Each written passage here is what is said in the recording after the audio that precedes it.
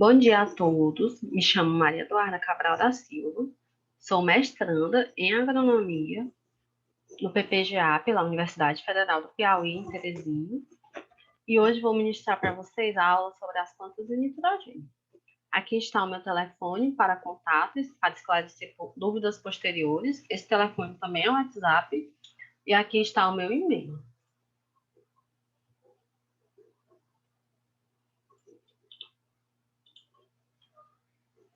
O nitrogênio, ele é um macronutriente, ele é obtido diretamente do solo de diversas formas, e ele também é um elemento essencial, ou seja, ele atende a todos aqueles critérios de essencialidade que estabelecem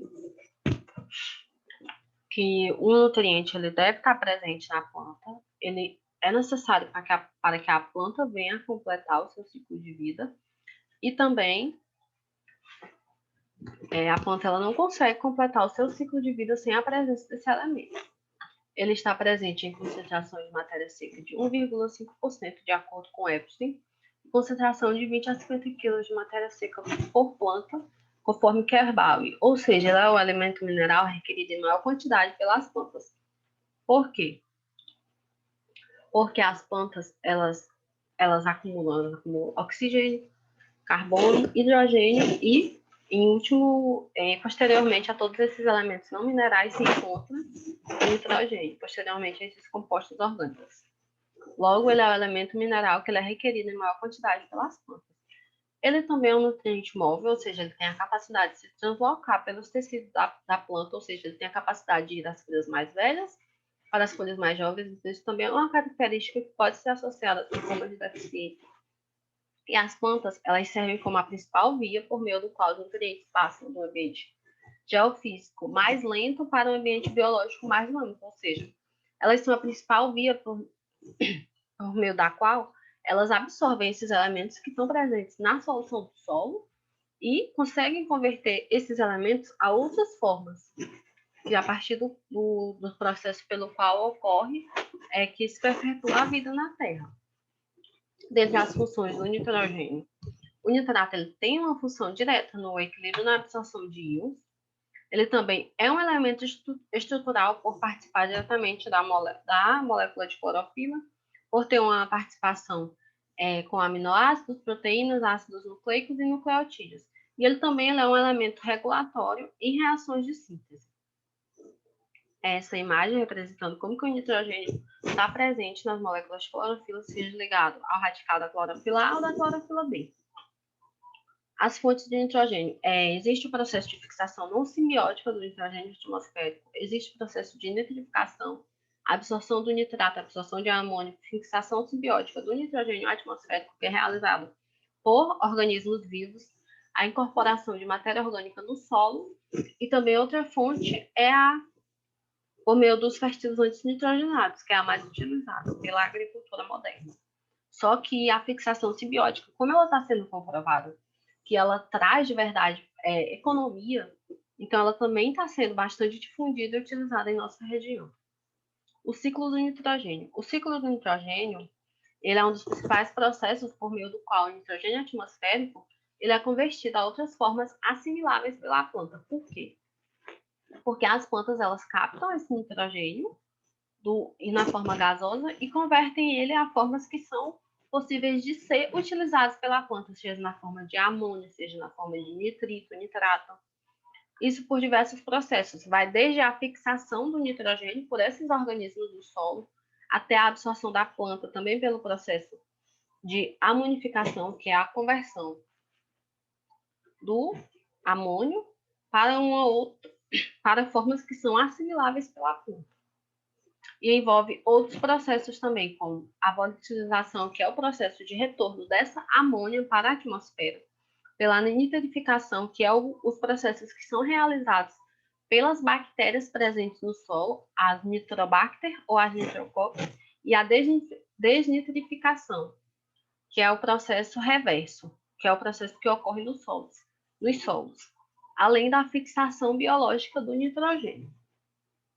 O processo de absorção ele é realizado principalmente pelas raízes e consiste na absorção do nitrogênio, seja na forma de nitrato ou amônio, ou seja, As raízes das plantas, elas absorvem o nitrogênio nessas duas diferentes formas e convertem esse nitrogênio a outras formas assimiláveis e utilizadas pelas plantas.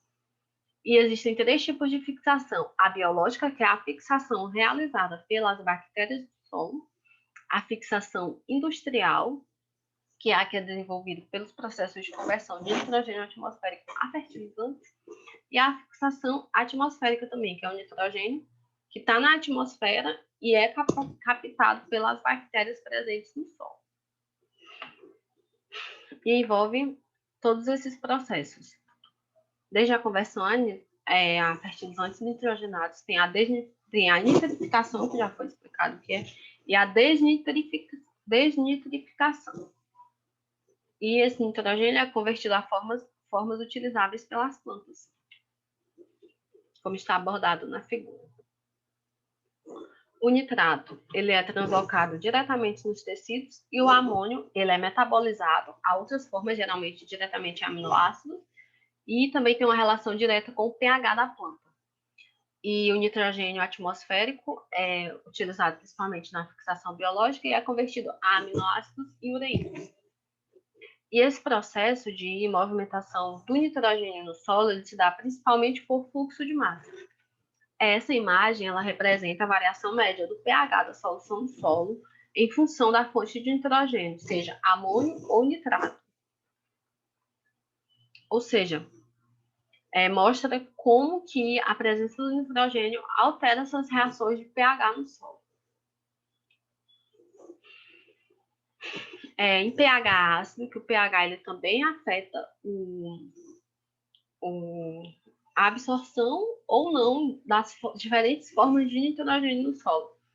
Ele tem uma relação que em pH ácido se aumenta a absorção de amônio e em pH alcalino se reduz a absorção de nitrato. E também a absorção do nitrogênio varia com a idade da raiz e com a presença de outros nutrientes. Porque a gente sabe que o nutriente ele pode colaborar positivamente ou negativamente para a absorção de outro elemento. E tem-se o destaque do íon potássio, que ele colabora de forma positiva para aumentar a absorção de nitrogênio. E também auxiliar no transporte de nitrato para a parte aérea. A assimilação de nitrogênio. A assimilação, ela depende da absorção e ela consiste no processo de incorporação em outros compostos carbonatos, como lipídios, aminoácidos, ácidos nucleicos, pigmentos e cofatores enzimáticos. O amônio, ele é assimilado diretamente pela planta. E o nitrato, ele é convertido a nitrito, posteriormente a amônio e a outros aminoácidos. E esse é um processo que gasta muita energia.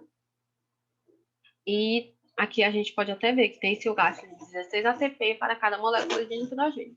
Enquanto a conversão do nitrogênio atmosférico consiste em converter a amônio e, posteriormente, a aminoácidos.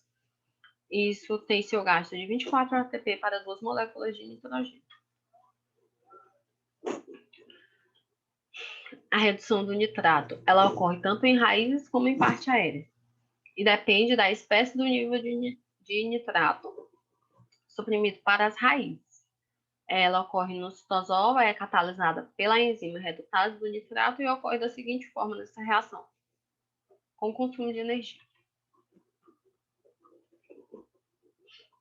A redução do nitrato, ela ocorre em plantas superiores e a enzima nitrato redutase ela é um dímero, ou seja, ela é formada por essas duas partes, com moléculas ligadas ao molibdênio, é formado por um M pelo FADH. E também é resultante do processo de consumo de energia. Esses dímeros, eles têm massas moleculares idênticas e cada uma com esses 3 grupos prostéticos que foram abordados. E deficiências em molibdênio, elas podem causar acúmulo de nitrato.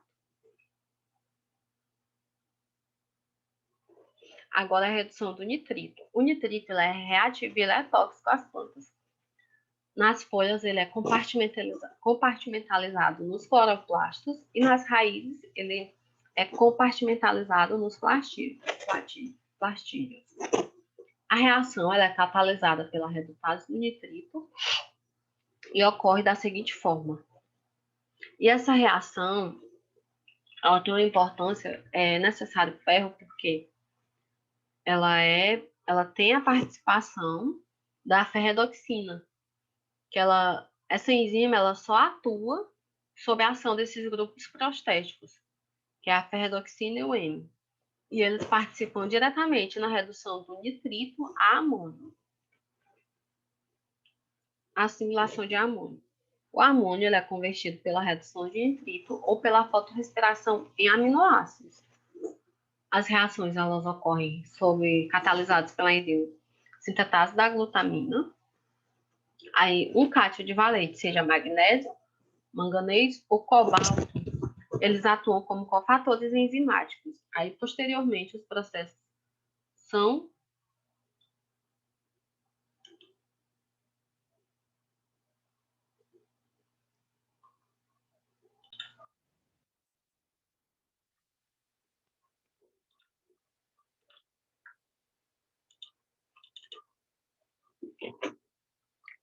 e posteriormente ocorre a sintase do glutamato, catalisada pela enzima COGAT, e esse processo ocorre principalmente em raízes, feixes vasculares e folhas em desenvolvimento. Aí, sob a ação da deshidrogenase do glutamato, ocorre a conversão a glutamato, e esse glutamato ele é convertido a aspartato e cetoglutarato, ou seja, aqui é todo o processo de conversão do amônio a aminoácidos sob a ação de coadezinas. Deshidrogenase do glutamato, aminotransferase do aspartato e sintetase da asparagina. Essa figura aqui é representando todos os processos de conversão. Todas as reações em que ocorre a assimilação do amônio, como que ele é convertido a diversos aminoácidos pelas plantas, que ele usa tanto, ele é convertido a glutamato e asparagina e aspartato também. A fixação biológica do nitrogênio. A fixação biológica do nitrogênio é um processo realizado tanto por bactérias de vida livre presentes no solo, quanto as bactérias simbióticas, que são, no caso, os rizófilos. Elas captam o nitrogênio atmosférico com a tripla ligação, convertendo nitrogênio a fórmulas assimiláveis pelas plantas. E para que ela ocorra, ela necessita da ação da enzima nitrogenase. Essa imagem do livro do Tais, ela consegue apresentar de forma bem assim nítida os nódulos, que os nódulos eles são as estruturas decorrentes da fixação biológica do nitrogênio. E essa representação também, retirada do livro do Tais, ela nos mostra como que ocorre o processo de infecção pela bactéria durante o processo de formação do nódulo. A planta, as raízes, elas têm os pelos radiculares, esses pelos eles liberam substâncias que junto com as raízes, em contato com as raízes, as bactérias, elas atraídas por essas substâncias liberadas pelas raízes, elas realizam o processo de junção, elas se fixam à bactéria. Aí tem-se o acúmulo de bactérias na região dos pelos radiculares e quando elas conseguem entrar, elas infectam as raízes e a partir daí essa membrana desse local infectado, ela se liga com a membrana celular e forma o nódulo. E essas bactérias, elas estão presentes dentro das plantas infectadas, tão tal que elas são responsáveis por um pigmento específico que apresenta coloração vermelha, que é a chamada leghemoglobina. Então, é comprovado que essas bactérias estão presentes ali, porque quando elas não estão ativas, que a gente pega e corta o nódulo, a gente realmente não percebe essa coloração vermelha. Até nessa imagem aqui, que foi retirada do experimento conduzido por mim em 2017, a gente pode ver, de forma bem nítida mesmo, a presença dos nódulos. E esse solo aqui ele não foi inoculado, mas elas estavam ali presentes, ou seja, são bactérias que realmente estão naturalmente presentes no solo. Por isso que elas são chamadas de bactérias de vida livre. Aí a enzima que catalisa as reações é a nitrogenase, e esses compostos eles são assimilados, o nitrogênio é assimilado em compostos orgânicos, seja nas amidas, que é a glutamina, asparagina, em ervilha, trevo, fava e lentilha, e em ureídeos, que é em soja, feijoeiro, no caso, todas as espécies do gênero, seja fazelos lunatus ou fazelos vulgares, e amendoim e vigna ungiculato, no caso, que é o feijão de coco, calpi e feijão comum. Essa imagem aqui, ela representa o complexo da enzima nitrogenase e como que ocorre essa reação catalisada pela nitrogenase, que se liga a uma ferroproteína, a ferredoxina, e ocorre também gasto energético, ou seja, ocorre consumo de ATP e precisa do substrato, que o nitrogênio esteja presente ali para que a reação ocorra. O nitrogênio ele é assimilado em compostos orgânicos e ele necessita da ação. Ele pode ser convertido em ácido alantólico, alantonina e citrulina. E ele pode ser convertido em aminoácidos e ureídos. Os ureídos eles são decorrentes do processo de fixação biológica do nitrogênio das leguminosas e eles se translocam em células vizinhas, ou seja, eles passam das células infectadas. As células infectadas são as células onde está presente as bactérias, para as células não infectadas. E eles realizam reações com a produção de açúcares também, porque essas bactérias elas não estão ali de forma assim, não estão ali simplesmente por estar. Elas estão ali porque elas se alimentam dos açúcares produzidos pelas plantas e elas fornecem nitrogênio para que o nitrogênio ele possa agir como base para a produção desses açúcares. E deficiência, vamos agora abordar a deficiência. O principal sintoma de deficiência de nitrogênio é a clorose. A clorose ela geralmente se apresenta de forma generalizada e uniforme em folhas mais velhas. Por quê? Isso devido à mobilidade do nitrogênio nas plantas. Porque como ele é um elemento móvel, ele tem essa capacidade de se deslocar dessas folhas aqui, ó, que são as mais velhas, para as folhas mais jovens. Então, devido a isso, a clorose ela se apresenta de forma generalizada e uniforme em folhas mais velhas, devido ao processo de degradação da clorofila. Outro sintoma de deficiência de nitrogênio é a queda prematura das folhas. As folhas elas começam a cair de forma mesmo rápida e, como consequência, também tem-se a necrose, ou seja, a perca do tecido vegetal, a morte mesmo do tecido vegetal, ou seja, é um processo irreversível quando a deficiência ela chega ao nível de que a planta tenha sofrido necrose, não dá mais para reverter aquela situação. Essa imagem também é muito boa, porque ela realmente mostra como que as plantas, aqui no caso, são plantas de arroz, a cultivar BRS, desenvolvida pela Embrapa, na fase vegetativa, em desenvolvimento vegetativo, sem e com a aplicação de nitrogênio. Aqui realmente fica bem evidente como que o nitrogênio ele tem essa relação direta com esses pigmentos, como que ele está realmente ligado à molécula de clorofila.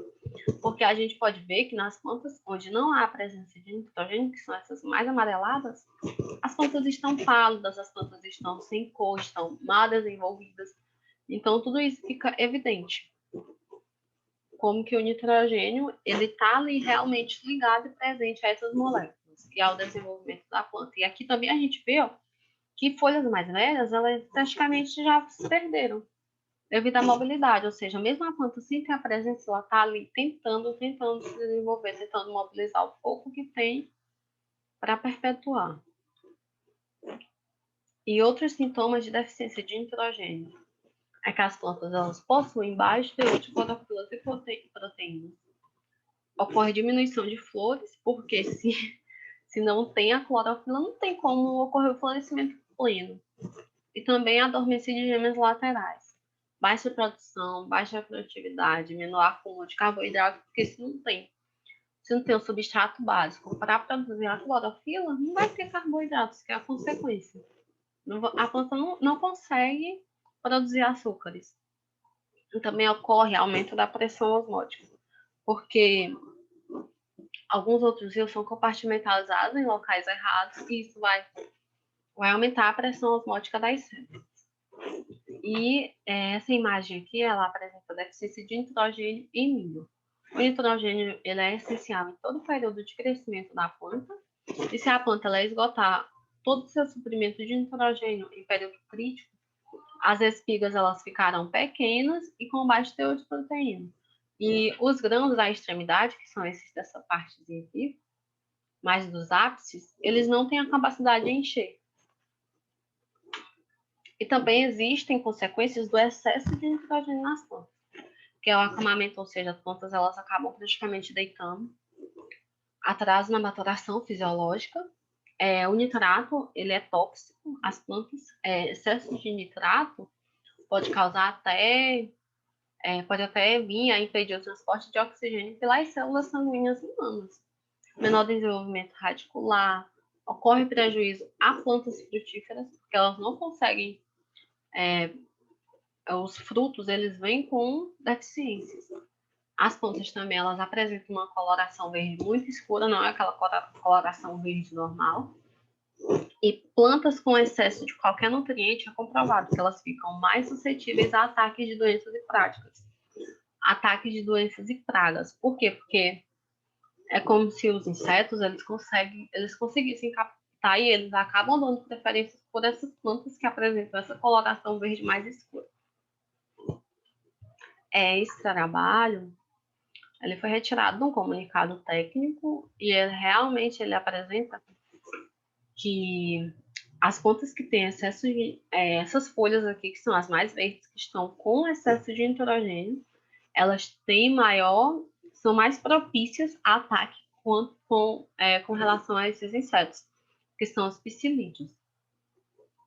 Ou seja, é necessário cuidado com as práticas de adubação, porque, no caso, para essa praga aqui, para esse inseto, quanto menos nitrogênio for utilizado, menor será a possibilidade dessa praga se desenvolver naquela cultura. No caso aqui é para silvicultura, então são mais para espécies arbóreas, que sofrem com o ataque desses insetos. Aqui estão as referências consultadas ao longo do processo de formação dessa aula. Eu agradeço a todos pela atenção e novamente volto a falar. Aqui está o meu telefone para contato e o meu e-mail para retirar as dúvidas posteriores referentes à atividade. Então, agradeço a todos vocês pela atenção e muito obrigada.